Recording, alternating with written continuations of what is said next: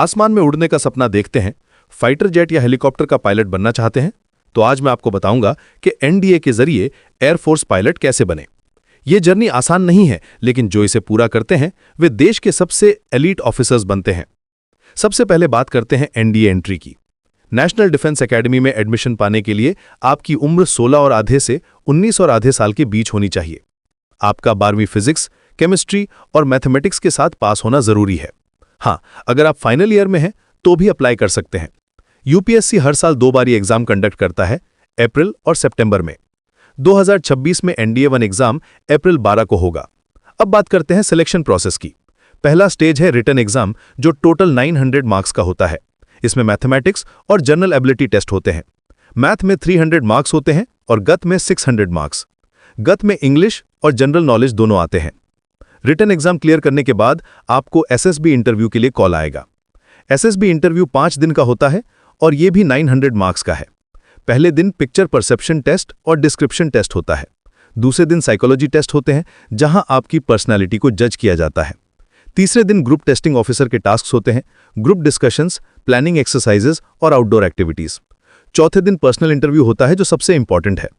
5वें दिन कॉन्फ्रेंस होती है, जहां फाइनल डिसीजन लिया जाता है। एयरफोर्स के लिए एक स्पेशल रिक्वायरमेंट है।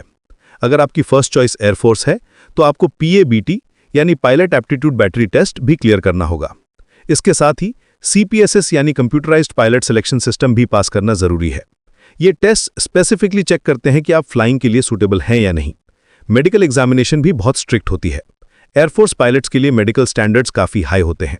आपकी आईसाइट परफेक्ट होनी चाहिए, ब्लड प्रेशर नॉर्मल होना चाहिए और कोई भी मेडिकल कंडीशन नहीं होनी चाहिए जो फ्लाइंग में प्रॉब्लम क्रिएट करे। हाइट भी स्पेसिफिक रेंज में होनी चाहिए। अब आते हैं ट्रेनिंग फेज पर। एनडीए में सिलेक्शन के बाद आप खड़गवासला, पुणे में 3 साल की ट्रेनिंग करेंगे। यहां आपको एकेडमिक एजुकेशन भी मिलेगी और मिलिट्री ट्रेनिंग भी। फ्लाइंग ब्रांच के कैडेट्स को बीटेक डिग्री मिलती है। ये ट्रेनिंग बहुत टफ होती है। Physical fitness, drill, academics, leadership development सब कुछ होता है। एनडीए की ट्रेनिंग कंप्लीट करने के बाद आप एयरफोर्स एकेडमी डुंडिगल, हैदराबाद जाएंगे। यहां आपकी स्पेशलाइज्ड फ्लाइंग ट्रेनिंग शुरू होगी। पहले आप बेसिक फ्लाइंग ट्रेनिंग करेंगे स्मॉल एयरक्राफ्ट पर, फिर एडवांस ट्रेनिंग होगी जहां आप डिसाइड करेंगे कि फाइटर पायलट बनना है या हेलीकॉप्टर पायलट। फाइटर पायलट बनने के लिए आपको जेट्स पर ट्रेनिंग मिलेगी। ये बहुत चैलेंजिंग होता है क्योंकि फाइटर जेट्स की स्पीड बहुत हाई होती है और मैन्यूवर्स भी कॉम्प्लेक्स होते हैं।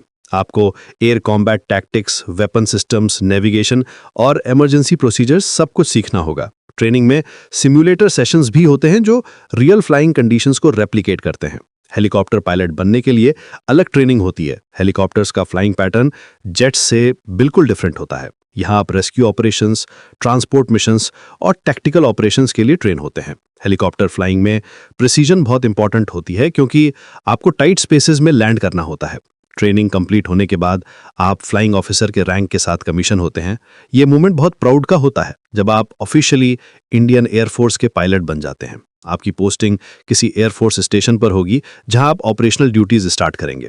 कैरियर प्रोग्रेशन की बात करें तो पायलट की लाइफ में कंटिन्यूस लर्निंग होती रहती है। आप डिफरेंट एयरक्राफ्ट टाइप्स पर ट्रेन कर सकते हैं। एडवांस कोर्सेज भी होते हैं जैसे टीएसीडी में टॉप गन ट्रेनिंग, जो इंडिया का elite aerial combat training centre है। यहाँ आप एडवांस्ड एयर कॉम्बैट टैक्टिक्स सीखते हैं। प्रमोशन स्ट्रक्चर भी क्लियर है।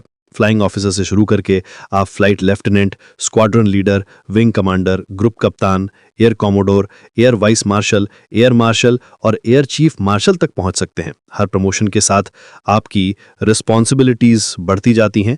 स्पेशल असाइनमेंट्स भी मिलते हैं एक्सपीरियंस्ड पायलट्स को। आप टेस्ट पायलट बन सकते हैं एएसटीई में, जहां न्यू एयरक्राफ्ट और वेपन सिस्टम्स को टेस्ट करते हैं। फ्लाइट इंस्ट्रक्टर बनकर नए कैडेट्स को ट्रेन कर सकते हैं या फिर टीएससीडी में इंस्ट्रक्टर बनकर एडवांस कॉम्बैट टेक्निक्स सिखा सकते हैं। सैलरी की बात करें तो एयरफोर्स पायलट की एवरेज सैलरी लगभग 7,90,000 रुपीज होती है, लेकिन ये सिर्फ बेसिक सैलरी है। इसके अलावा फ्लाइंग अलाउंस, टेक्निकल अलाउंस और दूसरे बेनिफिट्स भी मिलते हैं। मेडिकल फैसिलिटीज, अकोमोडेशन और फैमिली के लिए एजुकेशन अलाउंस भी होता है। सर्विस कमिटमेंट भी इंपॉर्टेंट है। पायलट ट्रेनिंग कंप्लीट करने के बाद आपको मिनिमम 10 ईयर्स की सर्विस करनी होती है। ये कमिटमेंट इसलिए है क्योंकि गवर्नमेंट आप पर बहुत इन्वेस्टमेंट करती है ट्रेनिंग के दौरान। प्रिपरेशन टिप्स की बात करें तो एनडीए एग्जाम के लिए मैथमेटिक्स और जनरल स्टडीज पर फोकस करें। प्रीवियस ईयर्स के पेपर सॉल्व करें और मॉक टेस्ट दें। एसएसबी इंटरव्यू के लिए करंट अफेयर्स पढ़ें, लीडरशिप क्वालिटीज डेवलप करें और ग्रुप एक्टिविटीज में पार्टिसिपेट करें। फिजिकल फिटनेस भी मेंटेन करें क्योंकि मेडिकल एग्जाम में ये चेक होती है। ये जर्नी चैलेंजिंग है लेकिन बहुत रिवॉर्डिंग भी है। आप देश की सर्विस करते हैं, लेटेस्ट टेक्नोलॉजी के साथ वर्क करते हैं और एक प्रेस्टिजियस करियर बनाते हैं। अगर आप में डेडिकेशन है, हार्ड वर्क करने की विलिंगनेस है और स्काई हाई ड्रीम्स हैं, तो एनडीए के थ्रू एयरफोर्स पायलट बनना आपके लिए परफेक्ट चॉइस हो सकता है। याद रखें, हर सक्सेसफुल पायलट की जर्नी डिसिप्लिन, परसिवियरेंस और कॉन्टिन्यूअस लर्निंग से भरी होती है।